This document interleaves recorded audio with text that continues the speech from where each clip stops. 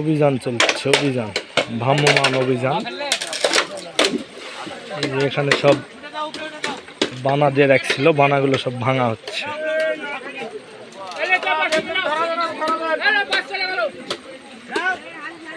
আমাদের মোহনপুর থানার এসিল্যান্ড আছে, এসিল্যান্ডের সামনে এগুলো ভাঙা হচ্ছে, এগুলো সব ভাঙা হয়েছে।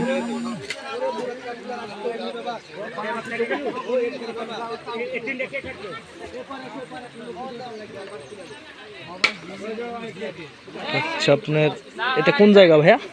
এটা মোহনপুর থানা ধরসা গ্রামে এই অভিযান চলছে। তো আবারও দেখা হবে নতুন কোনো ভিডিওতে, নতুন কিছু নিয়ে। আল্লাহ হাফেজ।